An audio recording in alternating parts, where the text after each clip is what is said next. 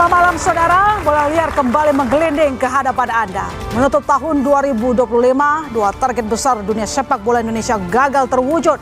Setelah pelatih Sinteyong berhasil mengantar timnas ke putaran 3 kualifikasi Piala Dunia, langkah tim Garuda kandas di tangan pelatih Patrick Kluivert saat melaju di putaran keempat. Performa Garuda Muda juga terseok. Timnas U22 gagal mempertahankan gelar juara SEA Games di Thailand, tersingkir di fase grup. Kegagalan Timnas U22 diikuti keputusan PSSI memecat sang pelatih Indra Syafri dan dibayangi drama beda target medali antara Menpora Erick Thohir dan Wakil Ketua Umum PSSI Zainuddin Amali. Pertanyaannya, dengan gagal totalnya Timnas menembus Piala Dunia dan SEA Games, siapa yang harus bertanggung jawab? Apa yang harus dibenahi dari sepak bola nasional? Saudara, inilah Bola Liar bersama saya, My Sister Tarigan. Untuk membahas topik malam ini, kita sudah hadir sejumlah narasumber di studio. Saya menyapa Tommy Welly, pengamat sepak bola. Selamat malam, Bung Toel. Malam. Saya menyapa Mas Anton Sanjoyo, pengamat sepak bola. Selamat malam, Bung Joy. Malam. Mas Akmal Marhali, koordinator Save Our Suckers. Selamat malam, salam sepak bola. Supriyono Prima, mantan pemain timnas. Selamat malam, Bung Prima. Malam. Gita Suwondo, pengamat sepak bola. Selamat malam, Bung. Malam. Di floor saya menyapa Effendi Ghazali, pecinta timnas. Selamat malam. Iksan Mahar, jurnalis harian Kompas. Selamat malam, Bung Iksan. Saya nanti kita akan kedatangan oleh Nurdin Halid, Ketum PSSI 2003-2011, nanti akan bergabung bersama kita. Saya ke Bung Toel dulu. Bung Toel, status juara di SEA Games tidak mampu kita pertahankan, gagal total atau bisa kita maklumi? Kalau SEA Games gagal total. SEA Games, ASEAN. Saya selalu bilang kalau dalam konteks ASEAN, SEA Games, AFF, udah pasti kita harus targetnya selalu juara. Persoalannya sampai apa enggak juara ya itu yang harus diraih. Tapi kalau lihat pencapaian sekarang ya gagal. Sederhana yang SEA Games ini. Kita tidak mampu mempertahankan gelar juara. Salah siapa? Kalau tidak mampu mempertahankan gelar juara, kalau ukuran sepak bolanya beda generasi. Kalau salah ya tanggung jawab semua lah. Technical pelatih, ada tim manajer. Ada di belakangnya berarti exco secara tanggung jawab ya. Kalau kita bicara tanggung jawab. Sekarang pertanyaannya tanggung jawabnya seperti apa kalau kita merujuk pada judul gitu kan. Supaya proporsional ukurannya. Tapi kalau 2025 ini SEA Games gagal nggak? Saya jelas katakan gagal. Gagal total. Bung Prima, Ya. susunan pemainnya tampaknya harusnya sih lebih mewah ya dibandingkan susunan sebelumnya. Tapi kenapa kita gagal mempertahankan gelar juara? Iya, perlu disampaikan bahwa membangun sebuah tim tidak mudah. Ya. Saya mencoba untuk belajar melatih, menentukan sebuah game plan taktikal itu dibutuhkan 11 pemain. Artinya puzzle-puzzle yang tepat ya, gitu. Apalagi kita di pertandingan awal kan start kita tidak baik. Kita dikalahkan oleh Filipina yang notabene-nya memang sejarah mereka sebenarnya tidak begitu kuat dalam sepak bola, tapi faktanya mereka progres. Kembali ke kekalahan tadi bahwa taktikal untuk bisa memenangkan pertandingan di pertandingan pertama tidak mudah. Game plan dari Filipina jelas. Bagaimana mereka sudah mempelajari gaya style of play yang kita miliki dengan sedikit bermain defense counter, kemudian mereka ketika ada momen melakukan serangan balik. Itu pun kalau ada momen. Ketika mereka tidak ada momen, mereka kuat dalam holding the ball. Penguasaan bolanya begitu luar biasa. Ini yang membedakan ketika mereka sudah mampu menciptakan satu gol, pemain-pemain kita kebingungan. Artinya ada mentalitas yang memang harus ditingkatkan lagi untuk bisa minimal mendapatkan satu gol untuk bisa menyamakan kedudukan. Tapi kembali lagi gaya bermain memang sejauh ini memang selalu dipertanyakan. Ya, SEA Games yang lalu kita selalu menang. Ini masalah di taktikal atau manajemen yang perlu dikoreksi? Berbicara tim kan pastinya ya ada manajemen. Karena kan sepak bola ada dua, ada teknis non teknis. Mungkin juga dengan target yang dicanangkan oleh federasi, oleh pemerintah itu kan berbeda juga. Kemudian dengan apa yang dicapai oleh coaching staff Coach Indra Syafri di musim lalu kan juga luar biasa. Artinya ada tarik-tarikan. yang artinya juga dikhawatirkan mengganggu psikologis pemain untuk mereka bisa back to back. Oke, Mas Effendi, kita ini gagalnya bertubi-tubi ya, gagal melaju Piala Dunia, gagal malah di SEA Games yang biasanya kita langganan juara. Ini kita sebagai pecinta timnas ngelihatnya ya berturut-turut sih lebih tepatnya gitu. Jadi kira-kira apa masalah inti dari timnas bisa kalah di SEA Games? Kalau Bung Toel bilang ini gagal total, bukan lagi bisa dimaklumi. Iya, kan? Karena levelnya ya Asia Tenggara. Tapi kalau kita hebat langganan, enggak. Oh, okay. Kita 8 kali ke final, 3 kali juara. Satu di kelompok usia 2023, yang duanya senior. Oke. 87, 91. Oke. Silakan, Bung Effendi. Ya, karena ini judulnya bola liar, saya jawabannya liar-liar aja lah ya. Gak apa-apa kan. Jadi sebelum iya dong. Ini harus bola liar loh, Pak. Iya, iya. Ini bukan bola yang disusun dari bawah dengan baik. Dapat bola-bola liar kita. Bagaimana memanfaatkannya supaya yang tadi 1-0 dari Filipina jadi 1 sama lah minimal. Jadi kita lanjut gitu. Nah, untuk langsung menjawab tadi, saya mau bilang kita lihatnya secara keseluruhan nih. Ya, kalau SEA Games iyalah gagal total. Siapa yang tanggung jawab? Ya pastilah yang membawa tim ke sana sama manajernya. Dan kalau mau melihat sebagai satu kesatuan, ya manajemen ikutan. Ya Toel ya. Iya, iya. Iya dong. Saya mau meyakinkan diri saya karena ini bola liar. Butuh validasi ya. Saya harus jelas bola liarnya asalnya dari mana gitu. Ya Toel ya, satu manajemen, ya kan? Iyalah. Iya. Paling enak duduk di sini nih. Oh. Jadi pencinta. Manajemen berarti federasi ya maksudnya ya. Tanggung jawabnya paling kecil ya. Karena bukan supporter yang salah. Supporter itu salahnya waktu di Saudi Arabia. Yang lempar-lemparan itu sehingga nggak jadi nggak jadi supporter terbaik ya. Ya. Menurut FIFA harusnya kita bisa jadi supporter terbaik. Nah, balik kalau dikaitkan dengan sekarang ini kan 2 nih, Piala Dunia. Jangan-jangan bukan salah siapa-siapa. Karena apa? Saya ikut menyusun itu ya, roadmap sepak bola Indonesia. Yang Piala Dunia 34, saya ikut nyusun bersama Mas Suryo Pratomo, Fred Simanjuntak, Ratu Tisa, dan banyak lagi nama. Jadi lolos Piala Dunia ini 2034. Kenapa Anda berharap 2026? Salah siapa coba? Kenapa Anda berharap 2026? Salah Anda. Salah Iksan juga. Ya. Salah Joy. Kenapa 2026 Joy? Apa ke saya? Oh bukan. Ini bola saking liarnya sampai ke Joy segala macam. Gak ada yang salah. Gak ada yang salah. Siapa yang salah? Orang targetnya 2034. Kenapa Anda berharap 2026? Bahwa kita sudah begitu dekat, ya kan? Itu harapan kita. Nah yang salah kemudian adalah orang yang kita anggap ketika kita terbangun bahwa itu tidak terjadi, lalu kita mulai cari nih, siapa yang paling membesarkan harapan kita? Oh orang ini yang paling membesarkan harapan kita.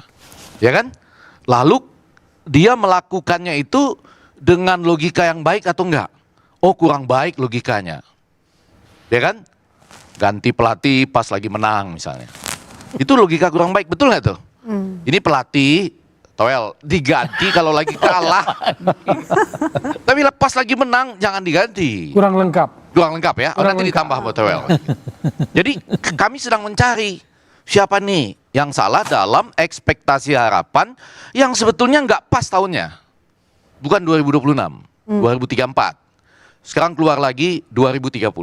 Ini sudah saking liarnya loh, ini saya menyampaikannya secara agak kurang jelas. Tapi kalau Anda tanya siapa yang bertanggung jawab dalam kondisi, kita yang berhasil apa? Di tahun ini adalah Piala Dunia U17 yang lolos melalui seleksi dan menang lawan Honduras 2-1 ya.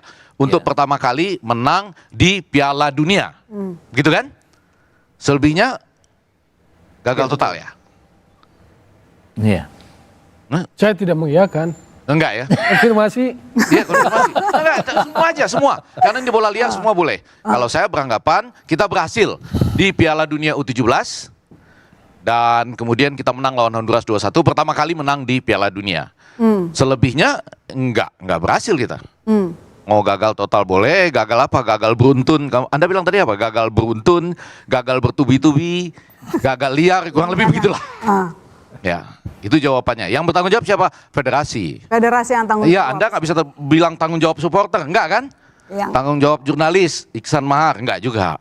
Tanggung jawab pengamat, bisa juga, bisa ada tuh, bisa ada. Ya, salah satu Karena poin- pengamat suka didengarkan.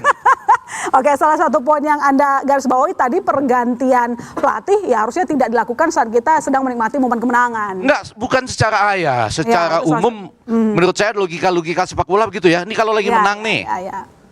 jangan diganti pas menang dong. Gitu. Nggak, Oke. kalau nanti pas kalah diganti nggak apa-apa, ya kan? Pas kalah diganti kan nggak apa-apa. Kalau pas menang gimana cara menjelaskannya?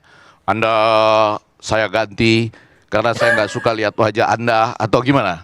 Kalau Anda menang tapi merayakannya kurang menarik bagi saya gitu. Ya. Atau gimana? Cara menyampaikannya gimana?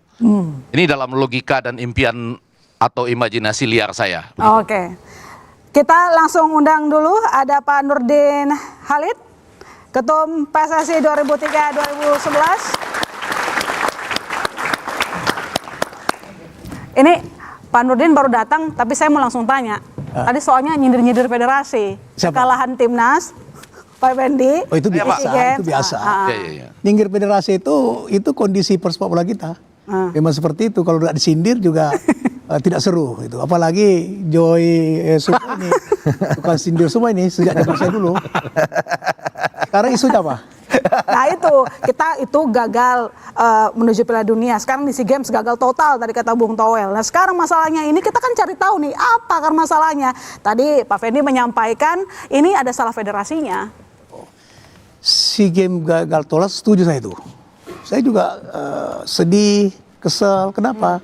Karena naturalisasi ya mewarnai daripada tim kita. Tapi kok kalah dari Filipina Ya, ya. 0-1. Tapi ini saya kurang setuju kalau Kenapa? dikatakan kesalahan federasi. Ya. Federasi Kenapa? sudah menyiapkan materi pemain yang luar biasa, ya. Sudah disiapkan non teknisnya, ya. Gaji dan bonus apa dan sebagainya, segala yang bersifat non teknis telah disiapkan federasi. Jadi letak kesalahan federasi di mana? Itu. Tapi memang di sepak bola kita, masyarakat kita ada keanehan termasuk para pengamat itu. Kalau menang yang disanjung itu pelatih dan pemain. Tapi kalau kalah yang dihajar itu ketua umum. Itu sejak zaman saya dulu. Bapak dari dulu salin muat. Padahal seorang ketua umum, Esko, itu kan tugasnya bukan untuk dia soal teknik, bukan, non teknis. Segala teknis tanggung jawab. Apa? Menyiapkan yang dibutuhkan oleh pelatih. Pelatih mengatakan saya butuh pemain seperti ini. Ya, itu harus ditransfer atau harus dibayar sesuai. Federasi yang siapkan.